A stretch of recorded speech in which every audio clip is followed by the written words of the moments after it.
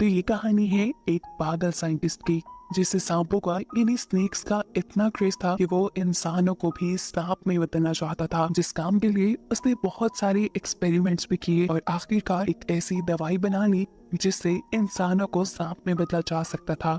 इस मेडिसिन को टेस्ट करने के लिए वो इसी मेडिसिन के इंजेक्शंस अपने ही असिस्टेंट को लगा देता है और असिस्टेंट से कहता है बेफिक्र रहो, ये कुछ एंटीडोट्स हैं जो तुम्हारे जिस्म में किसी भी वायरस को पैदा नहीं होने देंगे। लेकिन वो नहीं जानता था कि प्रोफेसर उसके साथ झूठ बोल रहे हैं। वक्त गुजरता रहा और उसकी हालत बदलती गई। आहिस्ता आहिस्ता उसके जिस्म से स्किन उतरने लगी और साथ ही उसके जिस्म पे सांप वाले स्केल्स आ गए। नीचे से उसकी आधी बॉडी तकरीबन सांप में बदल गई, लेकिन वो अभी भी आधा इंसान ही था। इन सब चीजों के साथ साथ उसने इंसानों वाली कई ताकतें भी खोती थी, जैसा कि अब वो बोल नहीं पाता था, चल नहीं सकता था और ऐसे बेचारा अपने साथ होने वाले ये जुल्म किसी को बता भी नहीं सकता था। साइंटिस्ट ने उसकी इसी कमजोरी का फायदा उठाया और उसे एक सर्कस वाले को बेच दिया और फिर सर्कस से मिलने वाले पैसों से एक नया एक्सपेरिमेंट करने का डिसाइड। पहले एक्सपेरिमेंट में उनका असिस्टेंट सिर्फ आधा ही सांप बना था, वो एक इंसान को पूरी तरह सांप में बदलना चाहते थे। सर्कस में भी साइंटिस्ट का एक्सपेरिमेंट बहुत हिट हो जाता है। लोग दूर दूर से इस अजीब से क्रिएचर आधे इंसान और आधे सांप को देखने के लिए आते हैं, लेकिन कोई नहीं ये बात जानता था कि ये डॉक्टर के एक गलत एक्सपेरिमेंट का नतीजा है। खैर प्रोफेसर को दिखाया जाता है जो आजकल एक नए लड़के की तलाश में है। जाहिर सी बात है जिस पर एक्सपेरिमेंट हो सके, इसी के लिए वो अपने एक प्रोफेसर दोस्त से मिलते हैं और उनसे कहते हैं कि मुझे एक असिस्टेंट की जरूरत है, मेरा पुराना असिस्टेंट मुझे छोड़कर चला गया है। वो कहते हैं कि आजकल मैं कोई नया एक्सपेरिमेंट कर रहा हूँ जिसके लिए मुझे मदद की जरूरत पड़ जाती है। दूसरे प्रोफेसर जो उनके दोस्त भी थे वो उनसे इस एक्सपेरिमेंट के बारे में पूछते भी हैं, लेकिन ये साइंटिस्ट उन्हें कोई जवाब नहीं देते। फिर अब प्रोफेसर साइंटिस्ट को एक लड़के के बारे में बताते हैं। उसका नाम था डेविड, जिसे साइंस में बहुत ही ज्यादा इंटरेस्ट था। वो खुद भी पार्ट टाइम कोई ऐसी ही जॉब ढूंढ रहा था जहाँ से उसे एक्सपीरियंस मिल पाए और अगर वो एक साइंटिस्ट के अंडर रहता तो वाकई वो बहुत कुछ सीख सकता था। डेविड भी अपनी इस नई जॉब का सुनकर काफी खुश था। वो बिना कुछ ज्यादा सवाल जवाब किए साइंटिस्ट के साथ उनकी लैब में आ जाता है, जहाँ पहले दिन के लिए साइंटिस्ट उसे बहुत से नए नए स्नेक्स के बारे में बताते हैं। डेविड नोटिस करता है कि साइंटिस्ट ने इन स्नेक्स को डिफरेंट कैटेगरीज में रखा है और उसके ऊपर लेबल भी लगाए थे। रेड लेबल का मतलब था कि ये सांप बहुत ही खतरनाक है, अगर इसने काट लिया तो इंसान फौरन मर जाएगा। ग्रीन टैग का मतलब था कि ये सांप जहरीले नहीं और येलो टैग का मतलब था कि सांप जहरीले तो हैं लेकिन इनसे बचने का कोई ना कोई इलाज है। साइंटिस्ट उससे कहते हैं तुम फिक्र ना करो, मेरे पास इन सारे सांपों का वेनम है, यानी इन सारे सांपों के जहर का इलाज है। यहाँ तक कि मामा स्नेक का भी, ये स्नेक सबसे ज्यादा जहरीला होता है, यहाँ तक कि उसके जहर का एक कतरा 10 लोगों को मारने के लिए काफी था। इस सांप के काटते ही 1 घंटे के अंदर अंदर इंसान की मौत हो सकती है और इंसान को पता नहीं चलता कि उसे सांप ने काटा है। मरने से पहले उसे हार्ट अटैक जैसे सिम्टम्स महसूस होते हैं। साइंटिस्ट उसे इस सांप का जहर निकालना भी सिखाते हैं। साइंटिस्ट की सारी बातें सुनने और समझने के बाद डेविड साइंटिस्ट से सवाल करता है आखिर मेरा क्या काम होगा यहाँ पर। तब साइंटिस्ट उसे कोई भी जवाब देने से पहले कहते हैं काम बाद में देखा जाएगा, पहले मैं तुम्हें एक इंजेक्शन लगाऊंगा, फिक्र न करो, ये सिर्फ एक वेनम है और तुम्हें सिर्फ इसलिए लगाया जा रहा है कि अगर यहाँ पे किसी भी सांप ने तुम्हें काट लिया तो एटलीस्ट तुम्हारी जान को खतरा नहीं होगा। डेविड भी साइंटिस्ट की बात मान जाता है और ये इंजेक्शन लगवा लेता है, ये बात सोचे बगैर कि ये एक एक्सपेरिमेंट भी हो सकता था। मूवी में बताया गया कि जो वैक्सीन डेविड को लगाई गई थी वो कोबरा स्नेक के जीन से बनाई गई थी।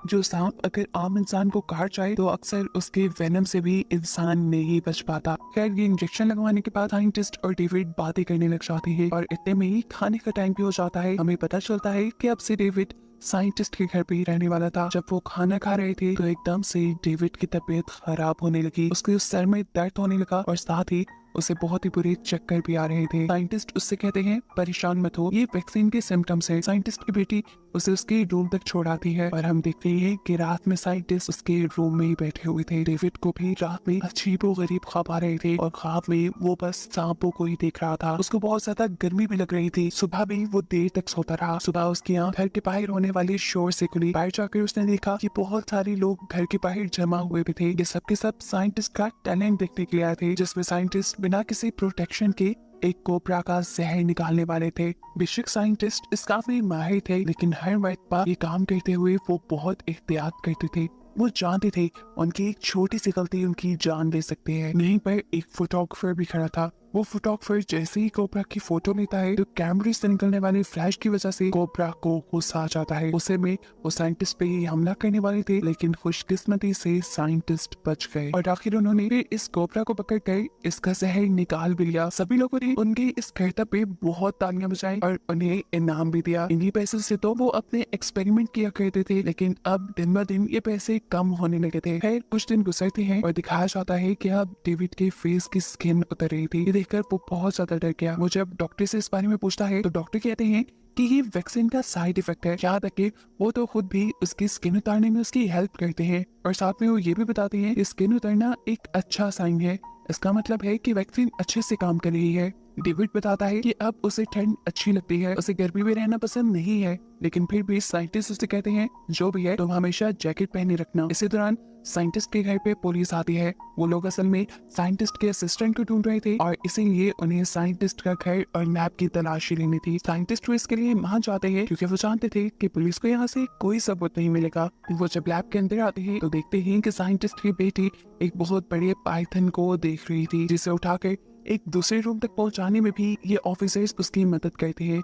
यहाँ तलाशी लेने के बावजूद ऑफिसर्स को जब कुछ नहीं मिलता तो ऑफिसर्स ऐसे ही यहाँ से चले जाते हैं। खैर दिखाया जाता है कि साइंटिस्ट हर रोज डेविड को कोई ना कोई वैक्सीन लगाया करता था और डेविड बेवकूफ ये पूछता भी नहीं था कि ये सब किस लिए है। इस सब को 1 महीना गुजर चुका था।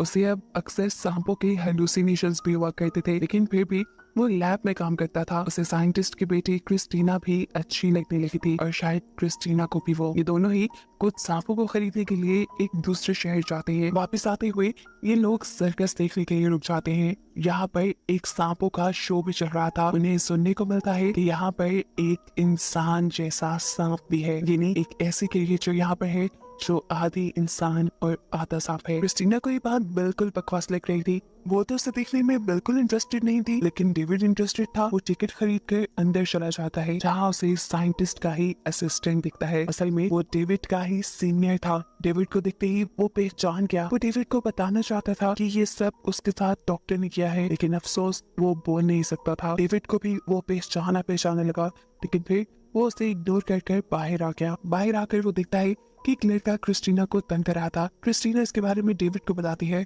और डेविड इस लड़की से लड़ने लग जाता है। उस लड़की के अंदर डेविड से कहीं ज्यादा ताकत थी। वो डेविड को हरा रहा था, लेकिन फिर एकदम से डेविड के खून में जोश आया। अजीब तरीके से वो सांप जैसा बिहेव करने लगा, जैसे उसके अंदर का कोई सांप जाग गया हो और किसी सांप की तरह ही वो दूसरी लड़की को काटने लग जाता है। अभी जाहिर सी बात है वो एक इंसान था, इसीलिए उसके काटने से दूसरे इंसान को कोई नुकसान नहीं हुआ और पुलिस ने आकर यहाँ का सारा मामला संभाल लिया। क्रिस्टीना और डेविड घर आ जाते हैं, लेकिन वो लड़का जिससे डेविड की लड़ाई हुई थी वो अपनी लड़ाई नहीं भूला था। वो बदला लेना चाहता था, इसीलिए वो छुप कर इनका पीछा करता है और फिर क्रिस्टीना के घर आ जाता है। आधी रात में वो चुपके से क्रिस्टीना के कमरे में जाने की कोशिश करता है, लेकिन इससे पहले कि वो अंदर चला जाता एकदम से उसके हाथ पे एक कोबरा लिपट गया। यह असल में क्रिस्टीना का पेट था, जिसे अपने हाथों पे लिपटा देखकर ये लड़का एकदम से पैनिक हो जाता है और नीचे गिरकर अपने आप को बचाने के लिए इस सांप को ही मार देता है।